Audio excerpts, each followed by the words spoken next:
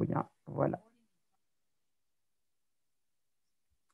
Voilà, Philippe, je te propose de commencer. Bien. Il est 16h04. D'accord. Voilà, bonjour à tous et toutes. Donc, merci de nous avoir rejoints pour cette webconférence donc, concernant l'application de la BCE7, cette mesure concernant la conditionnalité qui s'applique depuis maintenant 2015 donc, pour les haies.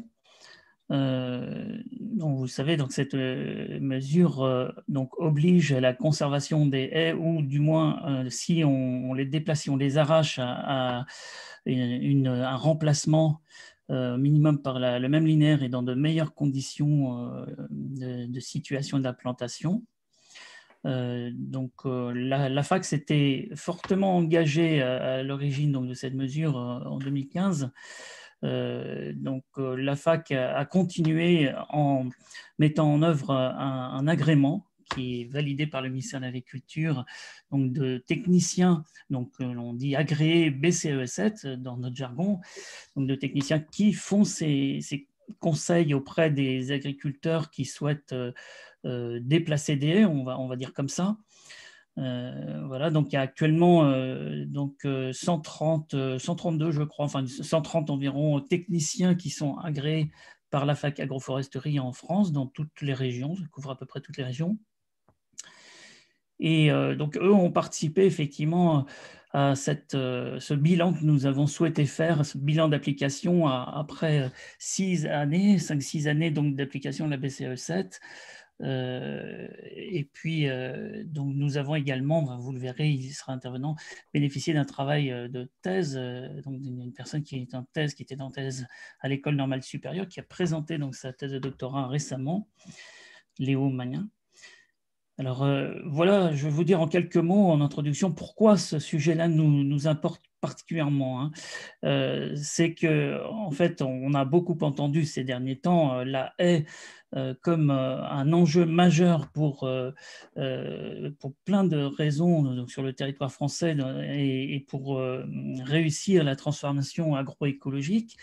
Et on a entendu parler de plantation de haies que nous, à la fac, nous réalisons depuis des années. Les structures adhérentes à la fac sont des planteurs, entre guillemets, à l'origine, depuis des années, parfois depuis plus de 30 ans. Et le plan de relance a remis donc, les plantations à l'honneur en affichant un objectif de 7000 km pour 2 ans. Mais voilà, ce qui nous a paru vraiment important de souligner également, c'est que planter, c'est bien, mais conserver l'existant et également le gérer, c'est encore mieux parce que en fait, on ne peut pas compenser par la plantation l'érosion des haies actuelles. Érosion donc, qui continue à avoir lieu à travers des arrachages, pas forcément très nombreux, mais on verra, c'est quand même significatif. Et puis érosion qui a lieu à travers la dégradation en fait, des haies et finalement la disparition par mauvaise gestion, donc qui est également quelque chose qui nous préoccupe énormément. Donc ce maintien des haies qui est garanti par la PAC, en principe, je ne vais pas répondre à la question, mais vous vous doutez peut-être de la réponse, donc qui est en principe garanti par la PAC, c'est vraiment très important et c'est vraiment une urgence actuellement. Parce que comme vous le voyez, 750 000 km de haies qui restent, sachant qu'on en a perdu 1,4 million depuis les années 50, c'est un patrimoine qu'il faut absolument protéger. Parce que quand on replante une haie, avant qu'elle puisse offrir les mêmes intérêts donc pour l'environnement, pour l'agriculture, il faut quand même au moins une vingtaine d'années. Donc, ces haies que l'on a aujourd'hui, il faut absolument les préserver. Donc, peut-être diapo suivante, Catherine. Alors, on va, pour ce faire, avoir à la fois donc, des intervenants de la fac agroforesterie, donc Catherine Moret, qui est notre secrétaire générale, Paul Pointreau, qui est chargé de projet et de stratégie à la fac, Léo Magnin, donc je vous le disais, docteur en sociologie de l'École normale de Lyon, qui a consacré sa thèse à cette question. Et nous allons avoir aussi des témoins, donc Jean-Luc Pichon de l'association Eaux et Rivières de Bretagne, Ludovic Perrin de l'OFB, l'Office français de la biodiversité du Jura, Philippe Pointreau de l'association Solagro, et Guillaume Masse, donc, qui est technicien bocage à Dinan Agglomération. Diapo suivante. Donc, depuis 2015, donc, la BCA7, voilà, en fait, on va d'abord vous expliquer donc, ce qui s'est passé depuis 2015. Et puis, on va vous montrer pourquoi donc, ce qui a été mis en œuvre dans son application actuelle ne permet pas de limiter les arrachages. Et un des points qui explique cela, c'est en premier lieu le fait que la définition de la haie n'est pas claire. Elle est vraiment très complexe. Enfin, on va vous le détailler tout à l'heure. Et puis également, en second lieu, c'est le fait que finalement, donc, ces haies ne sont pas déclarées. Très peu, enfin, un certain nombre ne sont pas déclarées dans la PAC graphique, donc ne sont pas soumis à la BCE7. Et puis pour finir, on vous fera donc des propositions, parce qu'effectivement, il s'agit de conserver une certaine souplesse dans l'application de la BCE, la future BCAE 9, dans cette optique de l'encadrement, enfin, du conseil par des techniciens agroforestiers, une certaine souplesse, mais véritablement dans l'objectif de conserver au maximum ce qui existe ou de refaire des choses mieux. Voilà.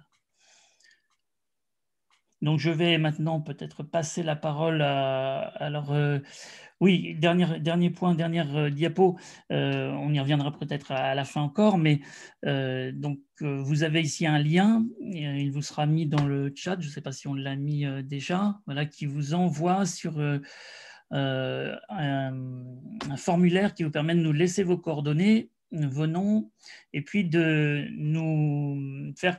Enfin, de soutenir notre démarche et puis nous faire un certain nombre de remarques, de commentaires sur des choses que vous avez pu vous-même vivre, de remarques concernant la façon dont vous envisagez les choses aujourd'hui concernant cette BCA 7, future BCA 9. Voilà, donc nous faisons appel à vous tous, toutes, pour faire remonter ces informations, faire remonter votre soutien auprès de la Fac Agroforesterie sur cette question de la conservation des haies existantes. Donc, je crois que le lien a été mis sur le chat. Hein. Alors, je vais maintenant laisser la parole aux intervenants. Alors, je ne sais plus si c'est Catherine ou Léo qui intervient en premier. C'est moi. Catherine. C'est Léo. C'est ça. Donc, je vais donner la parole maintenant à Léo. Léo Magnin, c'est à toi. Merci pour ton introduction. Bonjour à toutes et à tous. Donc oui, j'ai réalisé une thèse en sociologie des politiques agricoles, plus spécialement donc, sur la protection des haies. Et on peut partir d'un étonnement pour analyser cette règle. Un étonnement selon lequel on pourrait s'attendre en fait assez naturellement à ce que les haies soient protégées dans la PAC en 2015, selon un mouvement logique, prévisible, de plus grande prise en compte du paysage dans les politiques agricoles, un mouvement qu'on observe de façon croissante depuis les années 70. Sauf qu'en réalité, ce n'est pas vraiment ça qui s'est passé dans l'écriture de la BCAE 7 et on va essayer de le garder en tête pour mieux comprendre ce qui peut dysfonctionner dans la règle en l'état actuel. En réalité, en 2013, l'État français est condamné à payer une amende, entre guillemets. En fait, c'est un refus d'appurement, c'est une nom technique en comptabilité des politiques publiques, d'1 milliard d'euros. Alors 1 milliard d'euros qui reste à la charge de l'État français. Pourquoi ? Parce que le registre parcellaire graphique, donc c'est une carte à partir de laquelle sont calculées les aides que perçoivent les agriculteurs, eh bien cette carte n'était pas assez précise et par exemple on avait des lambeaux de route qui étaient numérisés comme des surfaces agricoles et qui in fine étaient payés aux agriculteurs. Donc pendant des années, les agriculteurs français ont perçu des aides trop généreuses sur la base d'une cartographie imprécise. Et donc le ministère va essayer de répondre à ce problème-là en refondant son registre parcellaire graphique et en revoyant les règles d'admissibilité des surfaces. Alors qu'est-ce que c'est que ce mot technique ? Ça veut tout simplement dire qu'une surface admissible est une surface in fine payée aux agriculteurs. Et alors face à ça, il va y avoir une réaction de la profession agricole, notamment via les syndicats d'agriculture qui vont dire, écoutez, si les haies ne sont plus admissibles, eh bien, la surface admissible va baisser et donc avec elle, les aides que perçoivent les agriculteurs.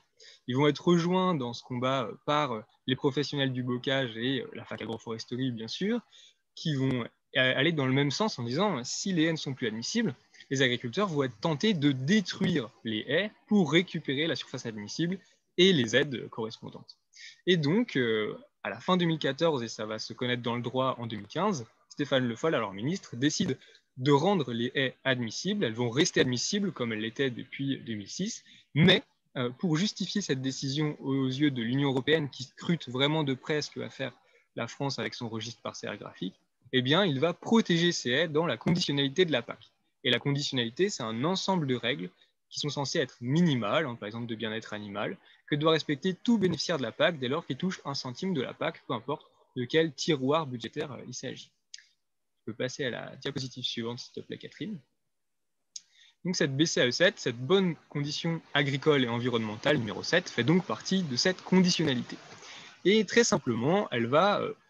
alors, on n'a pas le mot de protection dans l'arrêté, il y a tout un travail de périphrase, justement, pour ne pas braquer des représentants agricoles qui ont tendance à dénoncer la sanctuarisation, avec les guillemets qui s'imposent, d'éléments du paysage. Et donc, cette bonne BCAE7, elle va viser à rendre obligatoire le maintien de particularités topographiques. Et alors, il y a toute une liste de particularités topographiques que la France aurait pu choisir, mais la liste se réduit à 3 au lieu d'une dizaine d'éléments au maximum. Il y a donc les haies, les mares et les bosquets qui sont protégés par la BCAE7. Passer à la diapo suivante, s'il te plaît. Si on rentre dans le détail, et puis on y reviendra ensuite tout au long de cette présentation et avec les autres intervenants, il faut partir de la définition. Qu'est-ce qu'une haie? Je vais prendre le temps de la lire. Une haie, pour la BCAE7, est une unité linéaire de végétation ligneuse, implantée à plat, sur talus ou sur creux, alors jusque-là tout va bien, avec une présence d'arbustes et, le cas échéant, une présence d'arbres et ou d'autres ligneux, ronces, genêts, ajoncs, ou avec une présence d'arbres et d'autres ligneux, ronces, genêts, ajoncs. On voit que cette définition est complexe, il y a plein de marqueurs d'éventualité, des ou, des et. Bref, ce qu'il faut retenir, c'est qu'il va y avoir une chose qui va être évacuée de cette définition de la haie, entre autres, ce sont les arbres alignés. C'est-à-dire des haies qui n'ont pas de strate arbustive entre les troncs. Et puis, la largeur des haies est définie à 10 mètres. Une haie peut contenir des trous de 5 mètres. Si on a un trou supérieur à 5 mètres dans la haie, on fait 2 haies différentes. Et elle doit être à la disposition de l'agriculteur selon la formule du code rural, c'est-à-dire qu'il doit en avoir la maîtrise spécifiée dans le bail rural. On peut passer à la suite. Merci Catherine. Et donc, une fois qu'on a défini l'élément, quelles sont les règles qui sont associées, les règles de conduite? Le bois peut être exploité, la coupe à blanc est autorisée, ainsi que le recépage. Ce qui compte, c'est que la haie puisse se repousser. Ce qui est interdit, c'est l'arasement, au sens de destruction avec un travail du sol. Il y a aussi une interdiction de taille entre le 1er avril et le 31 juillet pour la nidification. Et puis, plusieurs cas en fait, où la haie peut être détruite, remplacée ou déplacée, c'est-à-dire où il va y avoir une destruction qui va donner lieu à une compensation. Et encore là, un mot pourtant simple et évident, mais qui n'est pas dans l'arrêté tel quel. On est toujours dans des périphrases. Dans tous les cas, en fait, si un agriculteur doit faire quelque chose à une haie autre qu'une coupe à blanc, il doit normalement se tourner vers sa DDT et puis demander l'autorisation et indiquer ce qu'il compte replanter en compensation. C'est bon, Catherine. Merci. Donc, c'est moi qui prends la suite. Donc, effectivement, la question qu'on pose, on va y répondre assez vite. C'est notre deuxième partie. Donc, est-ce que cette application de la BCAE7 permet de limiter l'érosion des haies? Donc, on va vous faire un état qui ne va pas être exhaustif puisque ce n'est pas possible, mais des retours de terrain. Donc, je vais avoir 2 témoins qui vont m'accompagner sur cette partie-là. Et donc, l'idée, c'est qu'à chaque partie, on va faire des constats. Donc, on va faire des propositions d'amélioration qui ont été transmises donc, au ministère de l'Agriculture pour la future BCAE9. Donc, effectivement, de nombreuses associations environnementales dénoncent l'arrachage non autorisé des haies. Elles mettent en place des recensements, des signalements des arrachages constatées par les habitants. Et donc, en fait, c'est vraiment important pour ces associations, puisque de mettre cet état des lieux, puisque c'est le support potentiel pour montrer au service de l'État le manque d'application de la BCE7. Donc, je vais laisser la parole à Jean-Luc Pichon, qui est donc de Haut-Rivière de Bretagne et qui va expliquer ce qui se passe en Bretagne. Oui, bonjour à toutes et à tous. Alors, moi, je suis administrateur d'eau et rivière de Bretagne. Donc, nous sommes implantés sur toute la région bretonne, sur les départements bretons. Et moi, je suis particulièrement dans les Côtes d'Armor, sur un bassin versant spécifique, le bassin versant du Léguerre. Alors, c'est surtout depuis 2 ans que nous avons été, que l'association a été fortement alertée de l'arasement au niveau du bocage, puisque depuis 2 ans, on a de nombreux signalements de beaucoup de communes bretonnes, hein, c'est pas spécifique aux Léguerres, qui nous signalent effectivement des harassements. Et les adhérents ou les non-adhérents qui nous signalent sont un peu démunis par rapport à ces harassements. Que faut-il faire? Comment s'y prendre? Comment empêcher? Etc. Et souvent, nous sommes en quelque sorte l'interface de ces préoccupations environnementales pour les Bretons. Alors, il y a déjà un outil qui existait, qui était l'outil Sentinelle, qui avait été mis en place par France Nature Environnement et qui est aussi relayé par Eau et Rivière de Bretagne. Et un deuxième outil que nous sommes en train de mettre en place par rapport à tous ces harassements. Alors, on a décidé particulièrement de se focaliser sur un bassin versant. Oui, Rivière, c'est un peu le sentinelle de l'eau sur la région Bretagne. Donc, on a pris tout un bassin versant. Ce bassin versant, c'est celui que vous avez ici sur la diapo. C'est le bassin versant du Léguerre. Il y a 2 EPCI sur ce bassin versant. Le PCI de Lannion-Trégor Communauté et Guingamp-Paimpol Agglomération.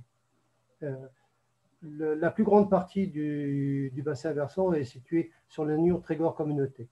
Alors, à l'aide de l'outil Géoportail que nous avons pu travailler sur ce bassin versant, c'est un stagiaire en service civique, Arthur Giordano, qui est présent aujourd'hui avec nous et qui nous a fortement aidés dans ce travail. Donc, voici le constat. Le constat est assez... donc, Arthur a fait un recensement avec l'outil Géoportail sur toutes les communes du bassin versant et ça lui a permis de voir en fait les haies qui n'étaient plus présentes à l'appel. Alors, quand vous avez 134 km dégradés, ça ne veut pas dire que toutes les haies ont été arasées, parce qu'avec l'outil Géoportail, il y a le problème, c'est qu'une coupe à blanc, on ne sait pas si c'est un harassement ou si c'est simplement une coupe à blanc. Mais on peut aussi aller sur le terrain, en fait. Donc, après vérification, voilà, on s'aperçoit donc, voilà les chiffres de la diapo. Il y a une dégradation donc suivie et continue, en fait, du bocage, même dans nos territoires où la densité bocagère est quand même très importante. Je pense que voilà, on peut passer à la diapo suivante. Catherine, si tu veux bien. Alors, bon. à partir de ce constat, on a également établi un tuto pour les adhérents, pour ceux qui sont intéressés. Comment utiliser Géoportail pour repérer effectivement les harassements de haies sur sa commune ou sur les communes qui nous intéressent. Et ici, la diapo nous montre en fait 2 communes du bassin versant et elle est intéressante parce qu'on voit bien qu'il y a une certaine différence entre le pourcentage d'harassement et surtout, ce qu'on peut constater, c'est que les harassements ne se font pas n'importe où. C'est-à-dire que ce que l'on constate sur le terrain, ce ne sont pas tous les agriculteurs, loin de là, qui ont ce genre de pratique. Ce genre de pratique qu'on a sur les communes, il est surtout le fait de souvent un seul agriculteur ou de 2 ou 3 agriculteurs qui continuent. D'ailleurs, on voit bien hein, sur les schémas là, que quand vous avez les secteurs en bleu, eh bien, c'est généralement un secteur d'exploitation qui fait l'objet d'un harassement important. Ils se font pas, évidemment, tous les harassements ne se font pas dans l'année, c'est progressif, mais continue. Et c'est un peu ce qu'on, enfin, c'est aussi ce que l'on déplore beaucoup, nous, au niveau de Rivière, c'est que nous avons affaire à quelques agriculteurs récidivistes sur le terrain, et ces récidivistes-là continuent car souvent les EPCI, quand on leur signale, enfin bon, les EPCI ne sont pas toujours présents sur le terrain, il y a un défaut de signalement déjà, et puis il y a aussi le fait qu'il y a un recours à la réglementation qui n'est pas tellement utilisé. Donc, il y a une certaine jurisprudence qui se crée dans quelques communes ici, où on arrive à un certain état de droit, où des agriculteurs continuent d'araser, et ceci sans être vraiment appelé, sans qu'il y ait un recours vraiment réglementaire. On a aussi ces mêmes agriculteurs qui sont dans une dynamique de ce que nous on appelle de destruction programmée. Ils coupent toute la strate arbustive et chaque année ils repassent dessus, ce qui fait qu'au bout d'un certain moment, on a effectivement une haie qui ne correspond plus à la définition, bien sûr, de la BCE7. Voilà. Alors, la dernière diapo, Catherine, si tu veux bien la montrer, si on peut peut-être l'agrandir pour tout le monde. En fait, même quand on dépose plainte, eh bien, on s'aperçoit, bon, parce que évidemment, on a suivi aux Rivières, quand il y a un dossier d'harassement qui lui parvient, il signale à toutes les autorités administratives, la DTTM, l'OFB, la mairie et l'OPCI. Mais on s'aperçoit qu'il y a des trous dans la raquette ici. Par exemple, on avait porté plainte au niveau d'un agriculteur, enfin c'est un agriculteur particulier dans le Morbihan, puisqu'il est aussi président d'une communauté de communes. Et donc, en fait, on l'absout puisqu'il a régularisé ensuite, il a donc replanté. Mais ce n'est pas satisfaisant parce qu'il n'est pas passé par la demande d'autorisation préalable, ce qui veut dire qu'on est aussi placé devant un état de fait et il n'y a pas à ce niveau-là, eh bien, il n'y a pas de recours non plus à l'amende qui pourrait être faite s'il n'y a pas de demande d'autorisation préalable. C'est comme si moi je faisais du 150 à l'heure et sur l'autoroute, je pense, et qu'on me disait non, c'est limité. La prochaine fois, je me limiterai. Mais bon, dans les campagnes, c'est vite compris par certains et donc on a ainsi ce genre de pratique qui peut des fois devenir assez coutumière de certains. Voilà. Ensuite, on a aussi un constat, c'est qu'au niveau de nos signalements, nous n'avons pas de réponse ni de la DTTM, ni de l'OFB. Donc, c'est très difficile pour nous de savoir si effectivement il y a eu quelque chose de fait par rapport à nos signalements. Sur le terrain, quand nous allons voir sur le terrain, on constate pas beaucoup de replantations, mais bon, en sachant aussi effectivement que certaines replantations ne sont pas forcément sur le secteur où le talus a été arasé. Voilà, voilà à peu près les constatations d'OI Rivière de Bretagne. Et Mais on ne peut pas s'empêcher de penser qu'il y a quand même effectivement des choses à améliorer au niveau de la réglementation et aussi, je pense, au niveau de la définition de la haie. Je crois que c'est vraiment quelque chose d'important. Merci, Voilà, merci à tout le monde. Ouais. Merci Jean-Luc. On va donc justement aborder ces points-là dans la suite. Donc merci pour cet état des lieux donc, que vous avez réalisé qui permet de montrer voilà, ce qui se passe dans un territoire. Je vais laisser la parole donc à Monsieur Perrin donc, de l'OFB donc, du Jura qui va aussi rapporter son expérience là, en tant que police de l'environnement et sur l'action qui se passe dans le Jura. Eh bien, bonjour à tous. Alors, déjà, je m'excuse, je ne vais pas mettre ma caméra parce qu'on a un problème de liaison Internet qui est assez instable chez Pas de nous. souci. Et j'ai peur que si je mette ma caméra, ça soit compliqué.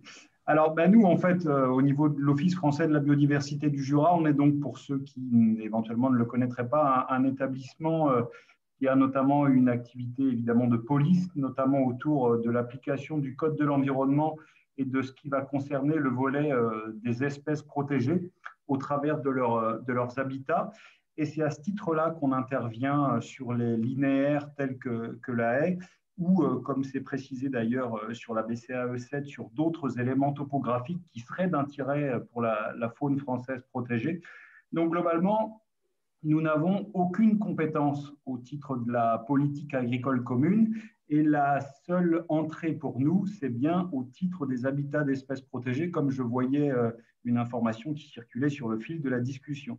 Donc, depuis plusieurs années maintenant, tant dans le Jura qu'au niveau de la Franche-Comté, des travaux sont conduits quand des linéaires de haies, pour ne parler que de ça, sont impactés, détruits, voire simplement altérés, dans le sens où on va parler, d'un point de vue réglementaire, d'habitat d'espèces protégées, tel que c'est précisé sur la diapositive. Il y a un arrêté ministériel qui, le plus récent s'agissant des oiseaux protégés, date du 29 octobre 2009 et identifie pour une liste qui est présente à la suite de cet article, certaines parties de territoire comme des habitats d'espèces protégées, des habitats favorables à la reproduction de ces espèces ou à leur repos. Et c'est à ce titre-là, quand il y a des dommages constitués sur ces habitats, que nous pouvons intervenir par voie de procès-verbal. Et les suites pénales qui existent visent, c'était une note du garde des Sceaux de 2015, visent à favoriser la réimplantation linéaire, à réparer les dommages écologiques qui sont réalisés. Alors, j'entendais tout à l'heure, premier intervenant, si je ne me trompe pas, qui évoquait le fait que c'était quand même bien mieux de laisser les habitats. Évidemment, on est tous d'accord sur ce sujet, car replanter une haie, c'est bien, mais avant qu'elle soit d'un intérêt écologique aussi important qu'un linéaire qui a pu être détruit et qui avait 50, 60 ans, il va se passer plusieurs années. Alors, pour illustrer ça, il faut se rendre compte que peu de procédures, finalement, dans les différents dossiers qui sont réalisés, passent devant un tribunal correctionnel, parce qu'on parle quand même, quand on parle d'altération, tel que c'est précisé ici sur la diapositive, on parle d'altération ou dégradation non autorisée de l'habitat d'une espèce animale protégée non domestique. Peu de dossiers finissent par passer devant un tribunal correctionnel parce que les suites pénales qui sont envisagées favorisent ce qu'on appelle une alternative aux poursuites, à savoir que quand des travaux de réparation écologique sont acceptés par un mis en cause, eh bien, ma foi, tout est encadré, vérifié, et à partir du moment où toute cette suite pénale, on va dire un peu simplifiée, peut se mettre en place suite à verbalisation, eh bien, il n'y a pas de passage. Par contre, il est vrai que sur les quelques dossiers qui sont passés au niveau du tribunal correctionnel, la communication a évidemment été importante puisque les jugements sont rendus publics, bien souvent des journalistes sont présents, et au-delà de l'information qui peut circuler au travers de la PAC, eh bien, le fait d'altérer les habitats tels que des haies est rendu public par ces jugements. Et il y a effectivement une attention un peu plus particulière portée, puisque peu de gens apprécient évidemment d'être poursuivis en justice. Et quoi qu'il arrive, la poursuite devant la justice, telle que précisée dans ce document, oblige les mises en cause à replanter des linéaires. Là, dans ce qui vous est présenté, il était question de 600 mètres avec des dates à respecter, qui sont évidemment des dates de plantation favorables à une telle activité, notamment en période automnale, et avec des jours amendes en cas de non-exécution. Se rajoute à ça des amendes avec sursis, puisque quand il y a un passage devant un tribunal correctionnel, les sanctions sont parfois plus lourdes. Alors, il y a beaucoup de haies aussi, alors beaucoup. Il y a des haies qui sont malheureusement altérées ou retirées et pour lesquelles nous n'entrons pas en voie de verbalisation parce que la première entrée pour nous, ce n'est pas forcément la haie en tant que telle, mais c'est la haie en tant qu'habitat d'espèces, ce qui induit d'avoir des données de présence et d'utilisation d'espèces protégées, notamment d'oiseaux, par rapport à ces haies. Donc, il nous arrive aussi de faire des constats de retrait de haies et de simplement porter l'information quand nous ne pouvons pas rentrer en voie de verbalisation, en voie judiciaire, de porter l'information aux services d'économie agricole qui sont nos voisins dans nos bureaux, en leur expliquant ce qu'il en est et de l'éventuel regard qu'ils pourraient avoir sur ces suppressions de linéaires au niveau de la PAC.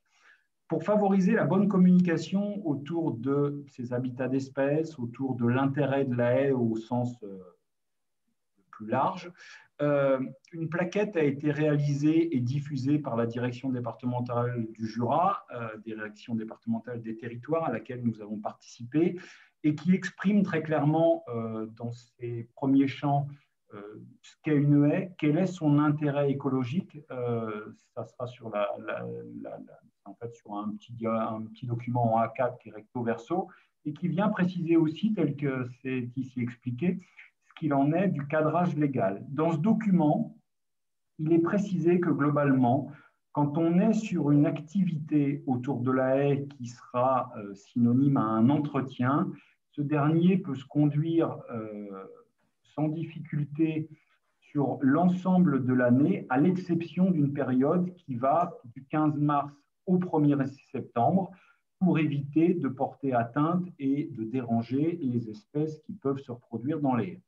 Ça, c'est une donnée générique. Ce qui est une donnée générique aussi, c'est qu'à partir du moment où des travaux, dits travaux lourds, des travaux d'importance sont envisagés, la base est de prendre la tâche des services de l'État par la porte d'entrée qui est la DDT pour voir si oui ou non ces travaux sont envisageables sans demande de dérogation au titre des interdictions portant sur les espèces protégées et d'envisager évidemment la mise en application de la politique qui dit éviter, réduire ou compenser. Donc, il y a eu un gros travail autour de la communication entre les différents services de l'État, notamment dans le Jura et puis dans les autres départements de la Franche-Comté, vis-à-vis des acteurs qui utilisent le milieu rural et sont propriétaires ou locataires de terrains où se trouvent des linéaires de haies. Et globalement, la communication a été encore un peu plus importante quand on a rencontré les entreprises de travaux agricoles qui, elles, interviennent sur des kilomètres et des kilomètres de haies, ne serait-ce qu'au titre de l'entretien et de la gestion, et où là aussi de l'information a été portée sur ce qui est un entretien nécessaire et non pas un entretien trop strict vis-à-vis des linéaires de haies pour ne pas être dans une seule gestion que serait l'entretien, avec un travail trop fort, dans une altération des habitats d'espèces protégées. Donc globalement, tout passe évidemment par de la communication, des échanges et aussi, c'est une forme de communication, par de la verbalisation qui de temps en temps rappelle que le cadre légal s'applique et qu'à minima, les utilisateurs fonciers doivent s'interroger avant de porter atteinte et un impact fort à des habitats d'espèces protégées, notamment au travers des coupes drastiques qui peuvent être faites sur les haies. Après avoir connu quelques années un peu difficiles, on doit dire au sein de l'OFB du Jura, pour notre seul département, que cela fait 2 ans maintenant qu'on voit un nombre de dossiers judiciaires légèrement en baisse depuis 2 ans. Donc. Et une des difficultés qu'on peut avoir, et j'ai vu que c'était évoqué dans le rapport que vous avez rendu dans le document en page 11, c'est ce qui va correspondre à une activité de retaille ou de taille systématique annuellement à l'issue d'une coupe d'une CP dans une haie, d'une taille éventuellement pour un bûcheronnage, de ce qui est lié à une systématisation d'un broyage des repousses.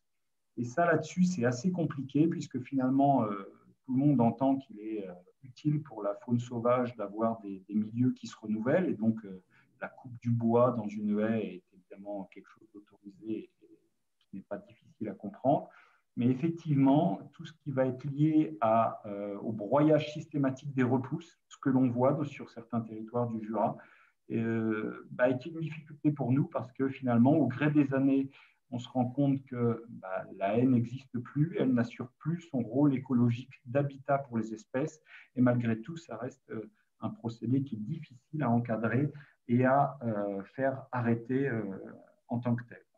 Donc, voilà un peu ce que je peux vous dire, moi, pour ne pas monopoliser le temps de parole. En tout cas, nous, notre entrée sur les haies, c'est bien, pour terminer mon propos, au titre des habitats d'espèces tels qu'ils existent, même s'il y a un cadre réglementaire qui existe au niveau du Code de l'urbanisme, il faut qu'il y ait une volonté de classer ces haies au sein des PLU pour qu'il y ait une suite pénale envisageable. Je vous remercie. Donc, pour reprendre la suite, donc, on voit l'importance des contrôles pour faire appliquer cette mesure, parce que, comme vient de le dire M. Perrin, en fait, quand des contrôles ont lieu, eh bien, on voit moins d'anomalies arriver et moins d'arrachages. Donc, ce que nous, on constate, c'est que ces plans de contrôle ont été introduits pour cette BCAE, mais tardivement.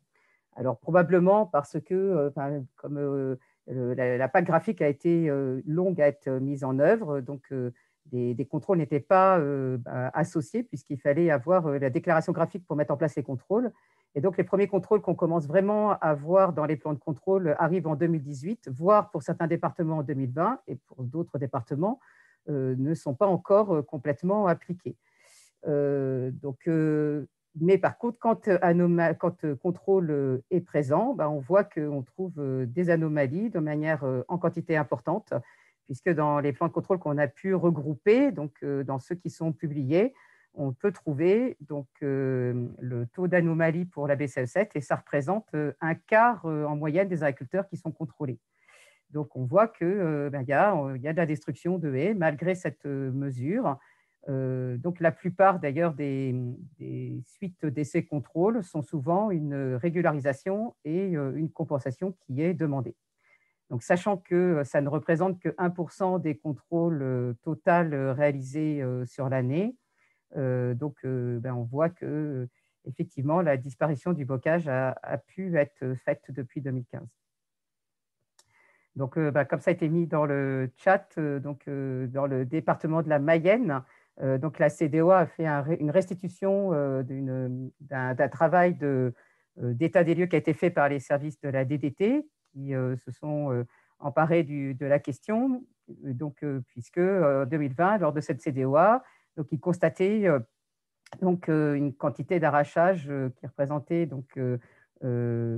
suivant les exploitants de 1 mètre à 1500 mètres pour 641 exploitants, avec un travail d'enregistrement de plaintes, mais donc une demande de remise à niveau des agriculteurs qui ont détruit des haies, donc avec des courriers qui sont partis chez les agriculteurs. Donc, on voit que ces contrôles, ils sont cruciaux si on veut avoir une crédibilité des orientations qu'on affiche dans notre PAC, parce que pour les habitants, et donc aux rivières tout à l'heure, Jean-Luc Pichon l'a dit, c'est quand même un symbole très important du verdissement de la PAC, parce que la haie, c'est perceptible, ça se voit dans le paysage, les gens sont attachés à l'arbre, et donc quand une haie est arrachée, ça se voit et ça se sait. Et beaucoup plus facilement d'ailleurs que la qualité de l'air ou la qualité des sols. Donc la destruction, c'est un sujet sensible et qui se transforme en critique. Donc on voit sur cette photo donc une manifestation qui se faisait dans les départements de Normandie par rapport à des arrachages répétés sur ce territoire. Donc voilà nos propositions sur cette partie contrôle. Donc, on voit, et ça a été dit par M. Perrin de l'OFB, que quelques dossiers avec pénalité sont suffisants pour faire comprendre que cette mesure a de la valeur et qu'on doit la respecter. Donc, ce qu'on souhaiterait, c'est qu'on puisse déjà étendre une vraie contrôle au même niveau avec ce partenariat important entre les services de la police, la DDT et les acteurs de terrain qui sont présents sur les territoires, donc pour vraiment que tous les contrôles soient réalisés et qu'on puisse faire connaître les résultats de manière publique. Que d'autre part, qu'il nous semble important pour renforcer l'efficacité des contrôles, qu'on puisse faire des contrôles ciblés sur les zones à enjeu haie, puisqu'il peut y avoir, comme on contrôle principalement les agriculteurs qui vont tomber dans les zones en contrôle satellite, on peut tomber sur des zones où il n'y a pas de haies, donc une année, en fait, on ne va pas faire de contrôle BCAE 7. Et puis, ce qui nous semble très important, c'est de tenir compte des signalements officiels et que ça soit inscrit dans les plans de contrôle pour qu'on puisse aller faire des contrôles ciblés chez les agriculteurs où il y a eu des signalements d'arrachage importants. Voilà pour ce point-là. Donc, ça nous semble vraiment crucial que les contrôles puissent être faits pour qu'on ne puisse pas maintenir une impunité de l'application de cette BCAE 7.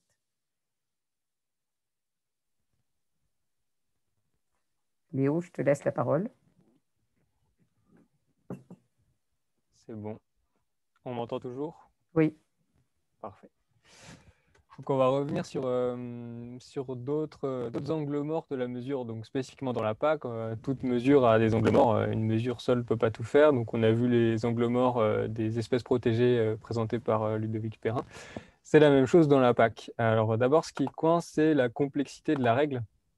On a ici un extrait d'entretien avec un conseil agroforestier. La BCAE 7 en elle-même est imbuvable, je n'ai pas peur de le dire. Si on veut que la mesure soit efficace, il faut qu'elle soit claire et simple. On peut penser à toutes les périphrases dont je parlais tout à l'heure, ou ce qui va être vraiment au centre là de ce que je vais vous présenter, le fait que les arbres alignés ne soient pas pris en compte dans la mesure. C'est-à-dire qu'il y a une définition de la haie qui est trop restrictive.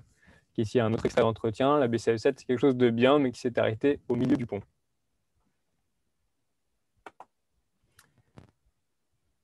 On peut passer à la suivante. Non, alors pourquoi s'être arrêté au milieu du pont? En fait, on trouve dans la définition de la haie telle qu'elle existe dans la PAC aujourd'hui des traces des rapports de force de la négociation de la dernière PAC. En effet, comme je vous le disais, donc les syndicats agricoles, surtout syndicats agricoles majoritaires, et puis les défenseurs du bocage ou les professionnels du bocage sont mis d'accord pour demander l'admissibilité des haies. Mais ensuite, dans le cadre de leur protection, et bien là, en fait, cette alliance s'est défaite quand il s'agit de définir les haies. Et en fait, ce qui s'est passé, c'est que les professionnels du bocage ont, eux, tenté d'élargir un maximum cet objet au nom de la diversité des bocages en France. Et dans le même temps, en fait, les représentants des agriculteurs ont tenté de restreindre au maximum la définition de la haie pour que les contraintes environnementales soient les plus faibles possibles sur les agriculteurs. Donc, il y a eu tout un travail qui avait été fait durant cette négociation, fin 2014, début 2015. On le voit ici, à gauche, c'est des photos qui avaient été envoyées par la fac agroforesterie avec une légende pour expliquer de quoi il s'agit. Donc là, aide CP d'arbres et d'arbustes après sélection et recépage.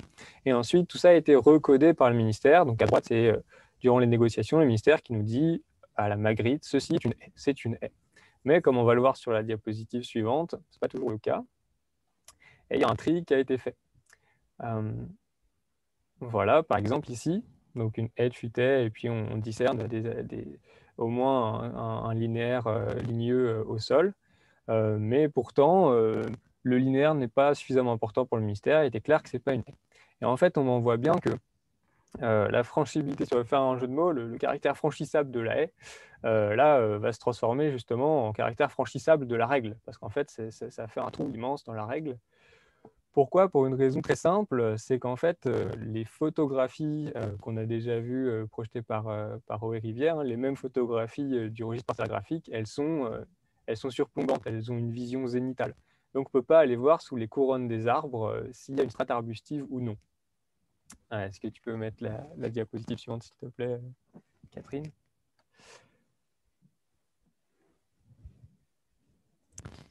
Voilà, donc là, on voit ce qui est exclu de la définition des haies. Donc les arbres alignés sont exclus et il n'est pas possible de les différencier simplement avec les outils qu'ont les agents qui ne sont pas sur le terrain. Et dans le même temps, en fait, ça permet ce qui a bien été déjà dit par Ludovic Perrin, donc je vais passer rapidement là-dessus, mais c'est qu'en fait, des haies qui sont dégradées ne sont pas prises en compte dans la définition. Donc ça s'applique pour les arbres alignés, parce que souvent, les arbres alignés, c'était des vieilles haies dont la strate arbustive a été, soit par un manque d'entretien, soit volontairement, en fait, a été détruite. Donc les arbres alignés ou simplement une sorte de linéaire broussailleux ou un talus, eh bien, ces linéaires-là, qui peuvent être des haies dégradées ou des haies qui, par régénération naturelle, sont en train d'advenir, ne sont pas protégés par la BCAE 7. Donc un travail d'exclusion des éléments. Diapositive suivante, s'il te plaît, Catherine. On voit qu'en fait, ça pose des problèmes, puisque cette capacité-là du texte à faire des petits bouts, des petits éléments qui sont étanches les uns par rapport aux autres, en fait, ce n'est pas opérationnel quand on regarde simplement par la fenêtre et qu'on voit les linéaires dont il est question.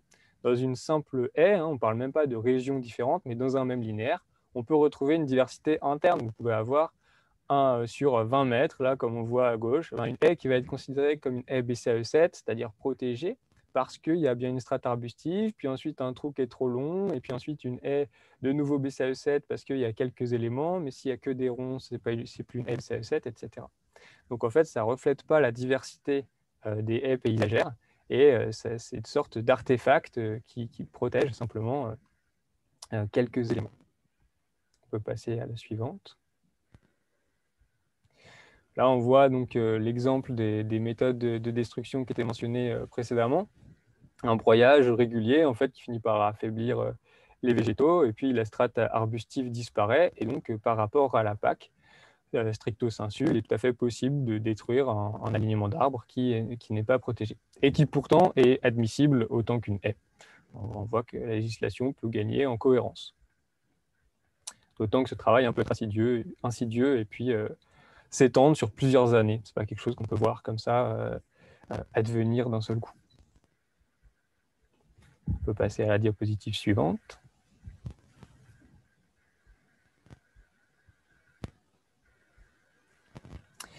Et illustration de ce que je vous disais il y a quelques minutes sur le caractère indécidable des linéaires une fois qu'on a la photographie aérienne. Dans le chat, il y a une personne de la DDT de Mayenne, je crois, qui disait que les anomalies avaient été identifiées par rapport aux changements dans les déclarations PAC. Donc, on peut faire des choses avec les déclarations PAC. Et dans le même temps, c'est une vraie limite, les déclarations PAC, parce qu'en fait, durant ce remplissage de formulaires géo-administratifs, les agriculteurs sont souvent épaulés par des conseillers, ou ça peut être par des comptables, par exemple, de centres de gestion, et qui vont essayer d'avantager l'agriculteur et qui vont lui dire, bon, bah là, c'est un arbre aligné ou une haie, comme j'ai pu le voir à de nombreuses reprises dans ma thèse. Et là, la question de l'agriculteur, c'est quelle est la différence?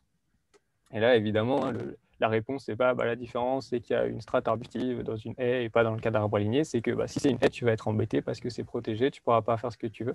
Alors que si c'est des arbres alignés, alors là, tu as les mains libres et tu peux faire ce que tu veux. Et en plus, c'est indécidable parce qu'on voit simplement les couronnes des arbres et pas ce qu'il y a en dessous. Donc, il y a des haies qui sont des haies au sens vrai de la PAC et qui pourtant sont déclarées en tant qu'arbres alignés, ce qui permet d'avoir une gestion complètement libre.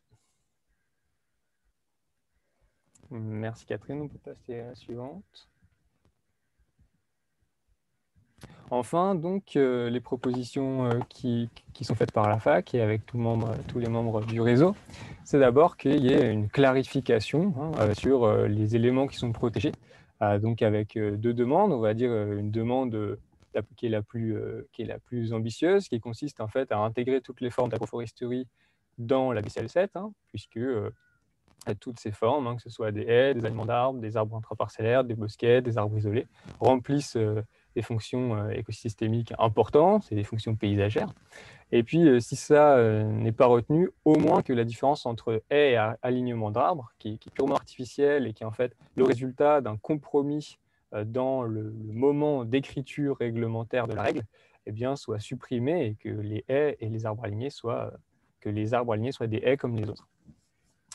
Voilà, et que la PAC soit, les haies soient des formations linéaires de végétation ligneux ou semi-ligneux, de façon tout à fait englobante. Non. Simplement, je peux terminer là-dessus, c'est que dans tous les débats qui existent autour de la simplification de l'action publique, en l'occurrence des politiques agricoles et environnementales, il y a deux choix. Hein. C'est soit on simplifie pour en fait une régression du droit de l'environnement, ce qui est normalement impossible puisqu'il y a le principe de non-régression dans le droit de l'environnement qui est censé s'appliquer.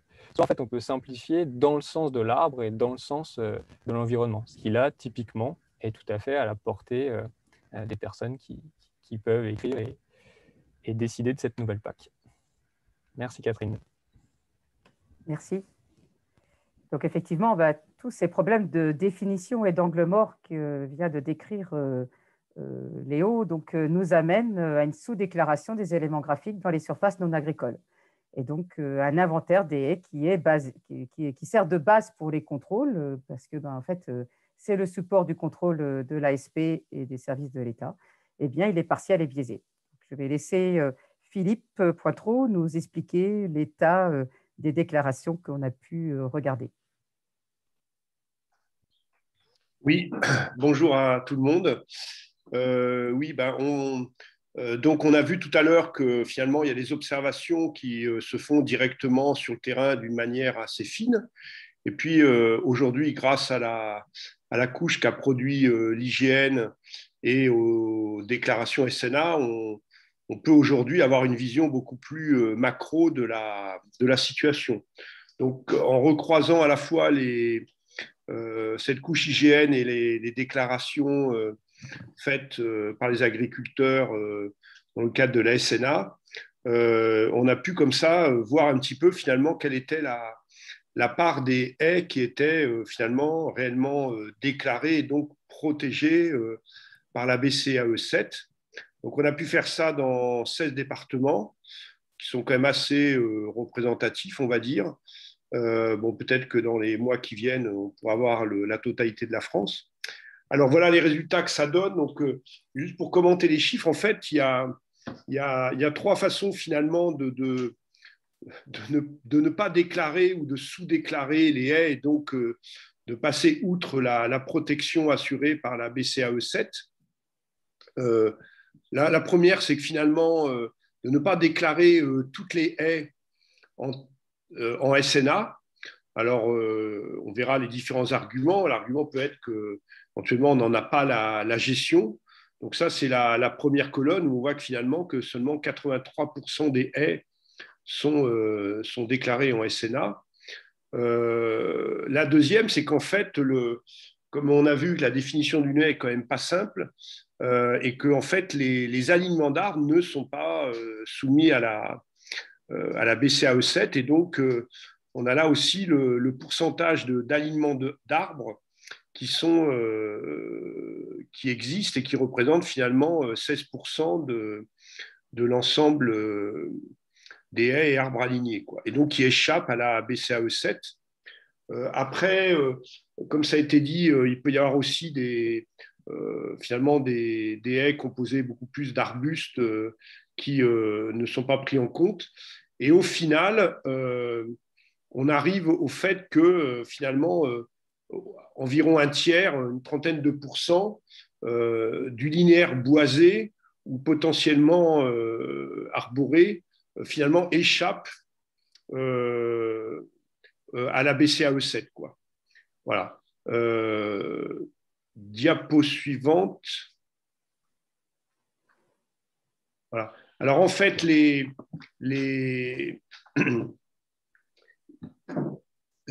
cette raison de la sous-déclaration n'a pas été étudiée vraiment en détail, même si on a déjà des éléments. Donc il y a à la fois finalement la peur du contrôle. On a vécu ça pour les prairies permanentes, où en fait, avant même que le dispositif se mette en place, les agriculteurs ont labouré les prairies permanentes pour les classer en prairies temporaires et échapper comme ça éventuellement au maintien de ces prairies permanentes. Donc il y a la peur du contrôle. Peut-être que ça aussi, c'est vraiment une question aussi finalement de meilleure communication. Après, le contournement, c'est ce qu'on a vu, hein, de déclarer une haie en alignement d'arbres ou une autre catégorie, ou le fait de dire que finalement, l'agriculteur n'a pas la jouissance de cette haie, bon, ce qui peut être parfois vrai, ce qui parfois ne l'est pas, quoi. Et puis aussi, le constat qui a été fait, c'est finalement une bonne partie, notamment en Bretagne, une bonne partie, et ça c'est difficilement, on va dire, tolérable vu l'argent public qui est mis, que les haies récentes financées par des fonds publics, finalement, ne sont pas classées en SNA et donc ne font pas l'objet d'une protection par la BCAE 7, quoi. Voilà. Alors, pourquoi, juste pour conclure, pourquoi il y a vraiment un enjeu finalement, c'est que le constat, on a quand même des données macro, notamment avec l'enquête Terre-Outil, utilisation du territoire, et les dernières chiffres qui sont, disons, valides au niveau national, hein, moins au niveau départemental, montraient quand même, les derniers chiffres datent de la période 2012-2014, qu'on avait, donc le Terre-Outil résonne en hectares, donc on avait quand même perdu 8000 hectares par an sur donc 2012, 2013, 2014, ce qui est quand même important, ce qui représente, si on prend une largeur moyenne de 7 mètres d'une haie, bon, ça peut se discuter, ça fait 11 000 kilomètres, quoi.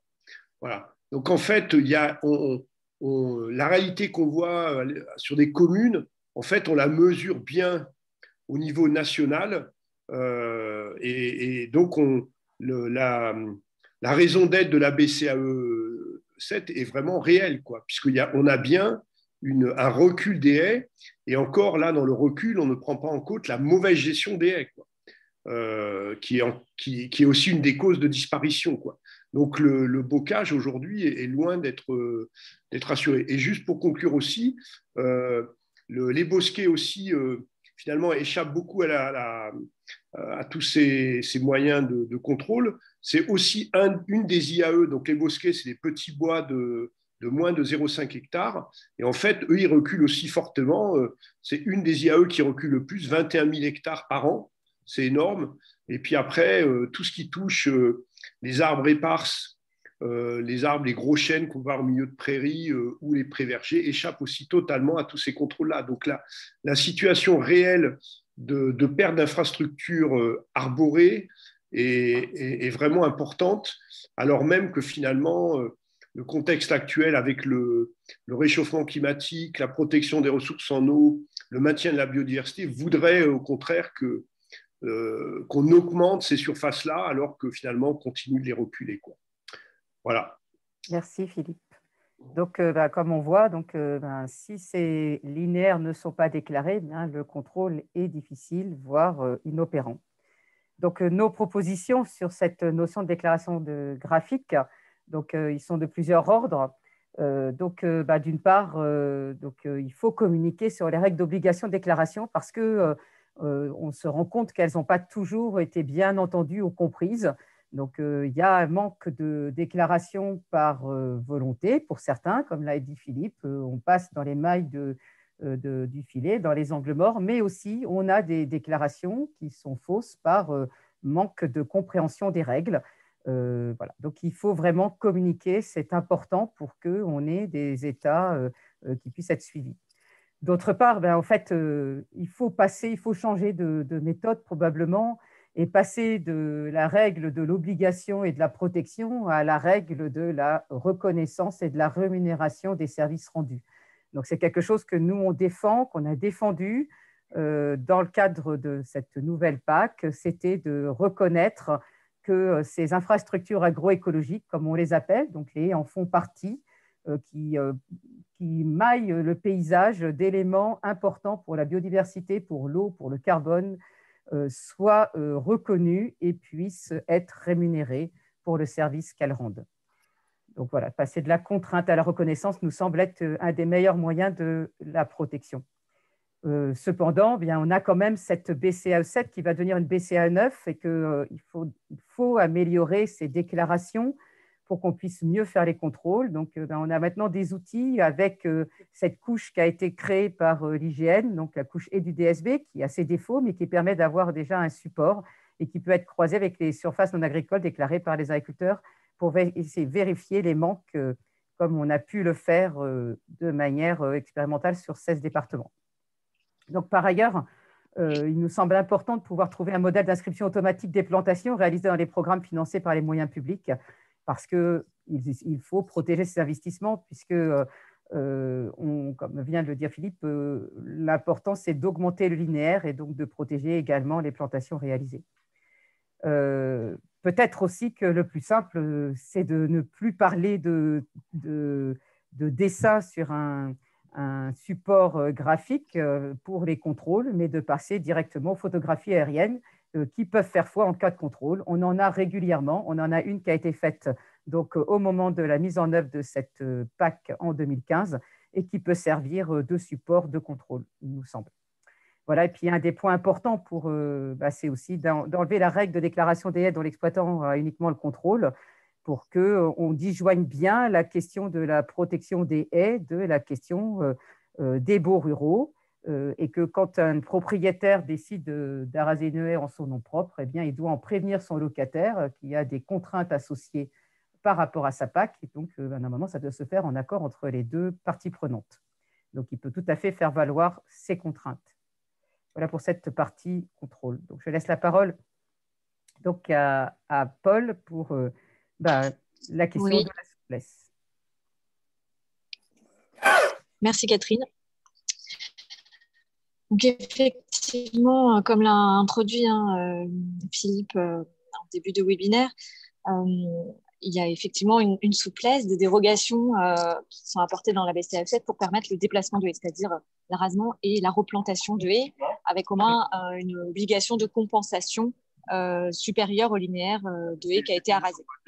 Donc, cette souplesse, pour nous, elle est indispensable à apporter, puisque elle permet en fait de toujours avoir une adéquation constante entre le maillage de haies et une exploitation agricole qui, elle, est toujours en constante évolution. Et puis, avec un parcellaire qui est susceptible de bouger. Donc, pour nous, la haie, ce n'est pas un élément figé, c'est effectivement un élément qui doit toujours être dynamique et la BCAE7 doit permettre ça. Par contre, ce déplacement, il faut absolument qu'il soit intégré dans un encadrement particulier, encadré. Donc, on parle de 5 mètres linéaires de haie si donc ce déplacement est obligatoire et il doit être obligatoirement encadré si la haie fait au moins, la haie qui est arasée fait au moins 5 mètres linéaires de haie ou supérieur à 2% du linéaire total de l'exploitation. Cet accompagnement doit être réalisé par un organisme agréé, on va y revenir juste après, voilà. Et puis, il y a également un transfert de parcelles qui nécessite un agrandissement de l'exploitation agricole, et c'est là où on constate le plus de mouvements sur l'exploitation agricole.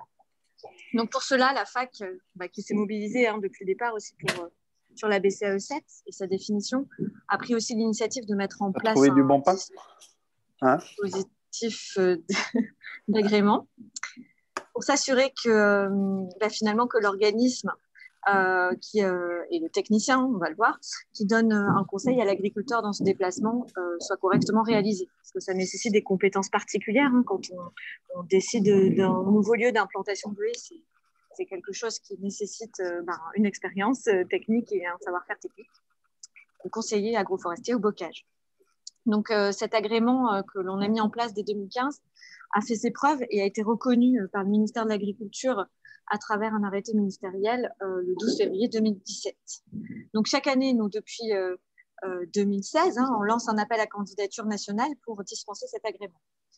Donc ce qu'on évalue, si on passe à la diapo suivante.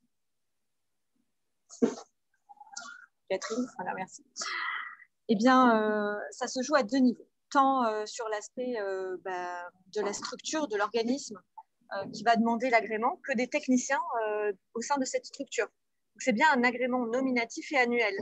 Donc, on va regarder au niveau de la structure, on va évaluer si celle-ci porte une stratégie globale et territoriale sur la haie et que la BCAE7 est bien intégrée dans cette stratégie territoriale en faveur de l'animation autour des haies.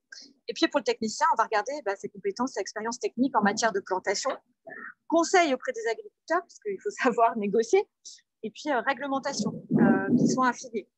Et également tout l'aspect environnemental et services écosystémiques. Donc, c'est bien une vraie reconnaissance de ce métier qui se joue à travers ce dispositif d'agrément. Et aujourd'hui, on a un réseau de 132 conseillers agréés, si on passe à la diapo suivante, dans 86 structures. Donc, on a un maillage national. Alors, bon, il y a encore des trous, évidemment, mais qui permet quand même qui est souvent lié, en fait, si on superpose à la carte des densités de haies, qui est souvent quand même relié à finalement à une culture de la haie déjà en place. Là aussi, on a un réseau beaucoup plus dense aussi de conseillers. Mais c'est un réseau professionnel qui est aujourd'hui identifié pour cette mise en place de la PAC dans les territoires aux côtés des agriculteurs et des DDT. Et donc, je vais passer la parole maintenant à Guillaume Mas de Dinan Aglo, qui a été agréé et qui va pouvoir vous expliquer comment ça se passe sur le terrain. Ça marche. Merci Paul. Bon, bonjour à tous, vous m'entendez? Oui, Guillaume, on t'entend. Parfait, super. Alors, principe de protection des éléments du paysage sur Dinan Agglomération, juste pour resituer, Dinan Agglomération, on est sur l'est du département des Côtes-d'Armor, limitrophe avec l'Ille-et-Vilaine. Donc, par rapport au territoire du Léguer qui a été présenté tout à l'heure, on est à l'opposé, quoi. Donc, forte volonté d'inscrire et de protéger les éléments du paysage lors de la création de l'agglomération en 2018. Donc, que ce soit les éléments linéaires ou surfaciques au travers du code de l'urbanisme. Donc, ça a été pour ce qui est des éléments linéaires, la loi paysage de retenue, en plus de l'espace boisé classé pour les haies récemment plantées. Ça, c'est un élément de réponse par rapport à la précédente intervention du Jura que j'ai entendu tout à l'heure. Donc, il s'agit là des haies protégées et des alignements d'arbres. Donc, après, articulation classique avec une déclaration préalable de travaux qui est à formaliser pour chaque dossier, chaque souhait de déplacement et d'arasement, avec d'un côté le propriétaire ou les propriétaires de la parcelle concernée pour la partie, on va dire, urbanisme. Donc là, c'est auprès des services de l'intercommunalité, donc de Dinan Agglomération, et la partie BCAE7 de l'autre côté vis-à-vis de la déclaration PAC avec l'agriculteur. Donc, on reçoit, on se déplace, on étudie, on diagnostique, on étudie la demande et ensuite, je ne vais pas rentrer tout à fait dans le détail puisque je vais m'appuyer sur un cas concret ensuite. C'est un avis favorable ou défavorable qui est inscrit. Alors, c'est une articulation plutôt récente, ça fait 2 ans, là, ça va être la 3e année qu'on fonctionne de cette manière. C'est plus ou moins ancré dans les manières de faire des collectivités, des 64 communes de l'agglomération. Ça demande quand même un lourd suivi, mais je vais vous expliquer après. On a quand même plus que triplé. On est même sur un x8 en termes de nombre de dossiers gérés sur l'hiver par rapport à 2018. Donc, c'est très lourd avec des élus locaux qui s'approprient la démarche, mais qu'il faut accompagner du début à la fin. Mais sans ça, de toute façon, il n'y a pas de prise en compte, quoi. Donc, voilà, si tu veux bien, Catherine, diapo suivante.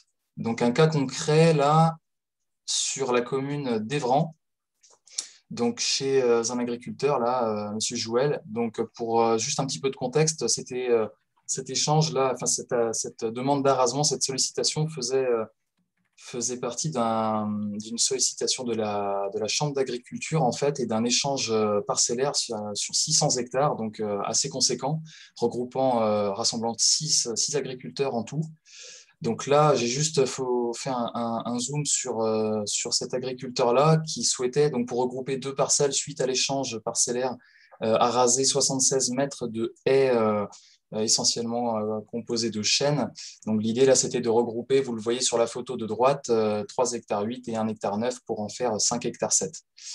Donc sollicitation auprès du service. Donc nous sommes 2 personnes agréées, BCAE 7, sur le territoire. 1000 km². Sollicitation l'hiver dernier, puis accompagnement. Donc là, typiquement, je ne vais pas rentrer dans le détail, mais on étudie évidemment, vous voyez la comparaison sur la photo de droite en haut, donc c'est en pointillé jaune et orange les linéaires que l'agriculteur souhaitait supprimer.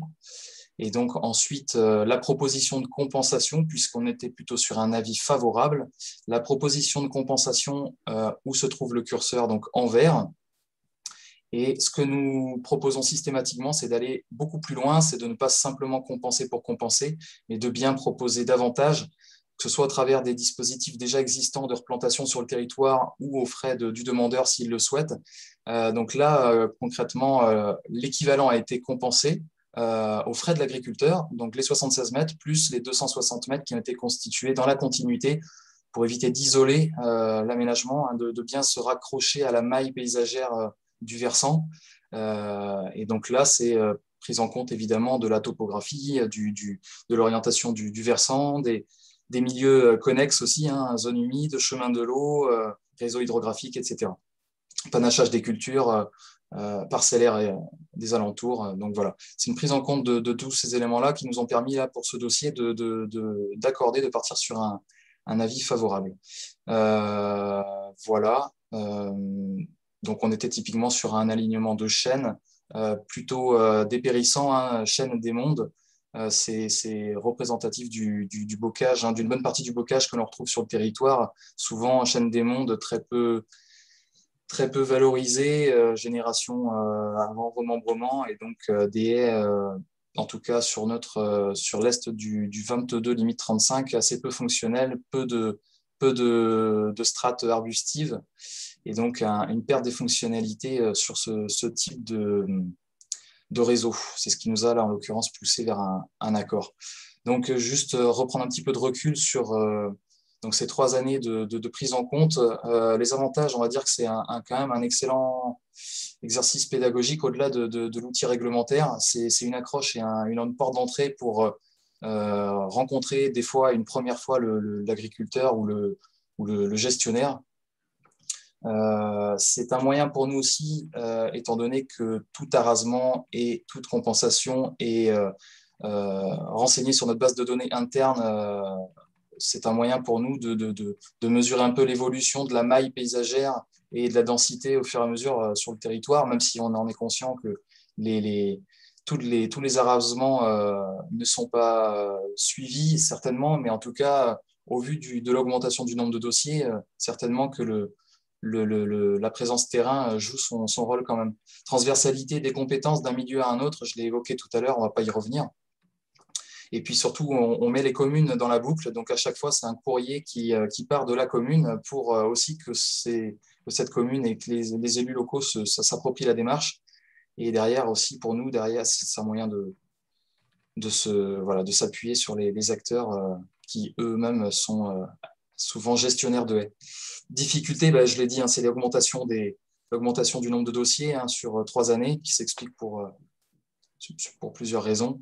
Pic d'activité sur la saisonnalité, décembre à mars, qui ne correspond pas forcément à la saison de replantation, donc difficile de raccrocher entre la compensation et la réalisation des travaux. Là, ça demande vraiment de la réactivité pour ne pas devoir reporter l'arasement et la compensation à l'hiver suivant. Étant donné qu'on est sur un PLUIH à Dinan-Agglo, effectivement un délai de 1 mois pour le traitement de la demande préalable de coupe, le temps qu'elle traverse les différents services. Et puis voilà, après, on en a eu très peu, hein, mais des dossiers effectivement conflictuels, c'est un appui direct auprès des services instructeurs et c'est un rapprochement des DTM directement du territoire, donc Côte d'Armor. Voilà. Très bien, je reprends la parole. Merci Guillaume. Donc effectivement, tu n'es pas le seul à faire ce travail-là sur le terrain. Le rôle, on le voit, hein, le rôle des conseillers agréés dans ce déplacement de haies dans le cadre de la BCAE7, c'est un rôle essentiel en fait, de médiateur pour accompagner l'agriculteur vraiment dans un changement de vision de la haie, de son rôle. C'est vraiment une opportunité en fait pour parler la BCAE7 devient une opportunité pour parler de la haie, sensibiliser sur la diapositive, on voit qu'effectivement, le 2E qui permet d'augmenter le linéaire par rapport à celui qui est détruit. Donc, on a une réelle compensation. Mais même des fois, on a souvent le cas dans les bilans qu'on a pu faire sur l'agrément BCAE7, on arrive à désamorcer en fait la destruction de la haie, tout simplement en la regardant et en redéfinissant ses rôles à l'échelle de l'exploitation. Donc finalement, on voit que ce tissu de conseillers agréés fait ses preuves et que l'application elle est réussie s'il y a ces conseillers en place et puis qu'ils soient bien agréés par la fac agroforesterie à travers le dispositif que l'on a mis en place. Et puis, on l'a vu à travers aussi l'onglet conversation, là, que les rôles des DDT est très important et que, alors, certaines, des fois, les mises en lien ne sont pas toujours bien faites, mais quand il y a une relation entre la DDT et puis les conseillers agréés localement, ça fonctionne très fortement. Donc, le soutien des DDT dans l'application de cette BCAE7, elle est déterminante. Et puis, quand l'intervention de plantation, elle est soutenue aussi par des subventions pour que le linéaire à compenser ne soit pas entièrement à la charge de l'agriculteur. Alors, il y a encore des trous dans la raquette. Donc, si tu passes à la diapo suivante, Catherine. Puisqu'en fait, on voit qu'il y a encore des choses qui dysfonctionnent. Certains l'ont mis dans le chat, ils n'ont eu aucune demande de déplacement de haie, alors qu'il y en a probablement qui ont dû avoir lieu. Donc, comment améliorer en fait cette future BCAE 9 il est encore temps. Nous avons là un recul depuis plus de 6 ans d'application de cette mesure dans plein de territoires différents.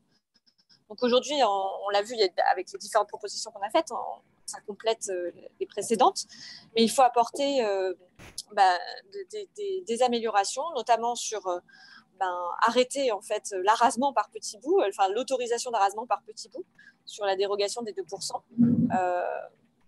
Ensuite, il faut absolument intégrer des notions de gestion durable des haies sur cette BCAE7 pour qu'il n'y ait pas d'entretien dégradant qui puisse être fait et qui entraîne la destruction de la haie sans arrachage. Donc, s'il y a une coupe à blanc, demander à ce que les arbres soient remplacés et s'il y a un recépage, interdire le broyage répété des repousses qu'on peut voir régulièrement. Et puis, il faut que toute plantation qui soit effectuée dans le cadre de la BCAE7 finalement soit l'objet réel d'un accompagnement par un conseiller agroforestier qui soit agréé pour donner en fait un conseil de qualité et assurer que la plantation soit de qualité et puis surtout qu'elle soit implantée dans un lieu et en tout cas un endroit sur l'exploitation qui assure sa pérennité sur le long terme.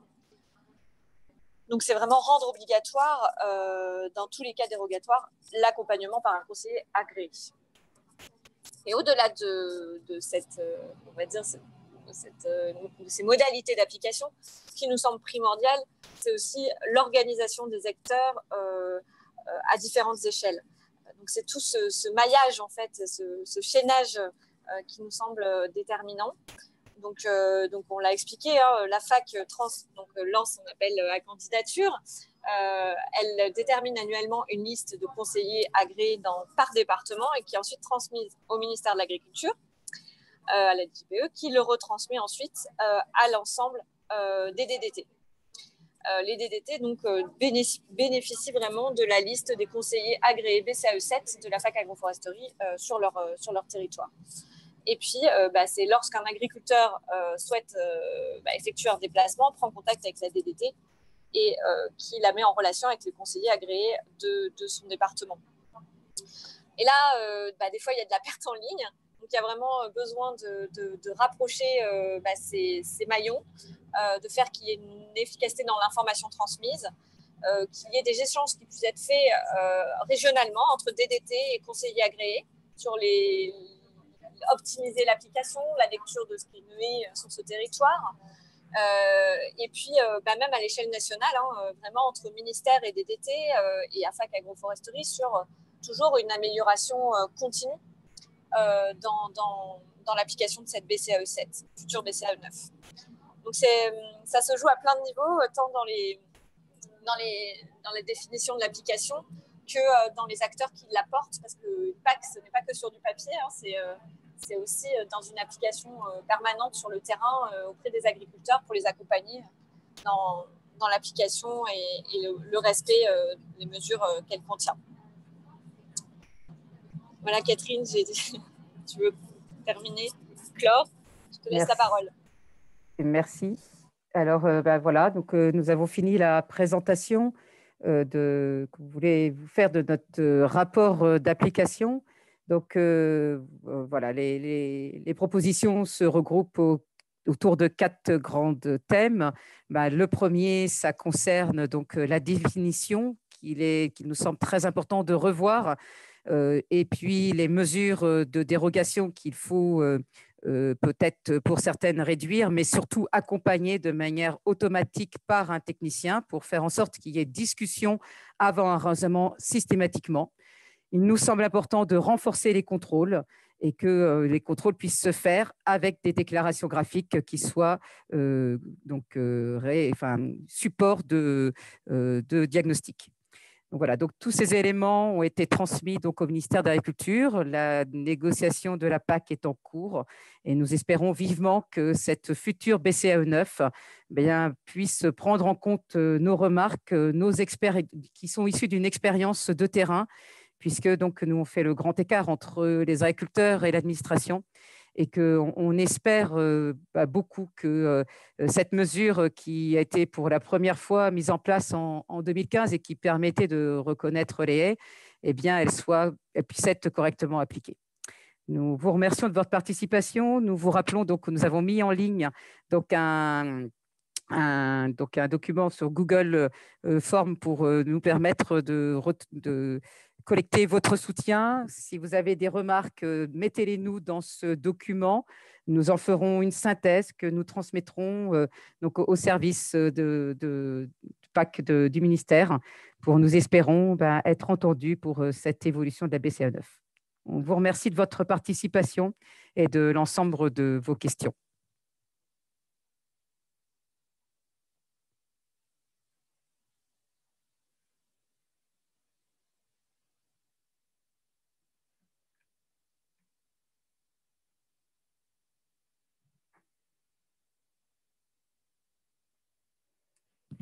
Et je remercie aussi tous les intervenants à cette présentation et de leurs témoignages.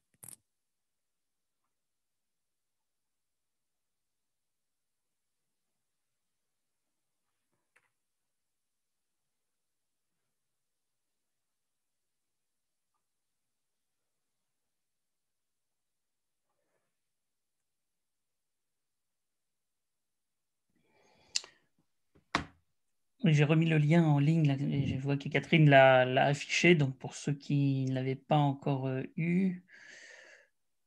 Voilà. Donc merci effectivement de nous faire passer vos soutiens, puis aussi vos questions, parce qu'il était difficile de répondre à toutes les questions dans le chat. On a essayé. Merci à ceux qui ont complété, en particulier Léo qui n'a pas ménagé ses efforts pour vous répondre. Voilà. Donc merci à tous les intervenants encore. Et donc j'espère que nous serons très nombreux. Comme le dit Léo d'ailleurs dans le chat, il y a plein de moyens à utiliser conjointement, et effectivement c'est aussi le partenariat entre les différents acteurs qui fait la protection des haies.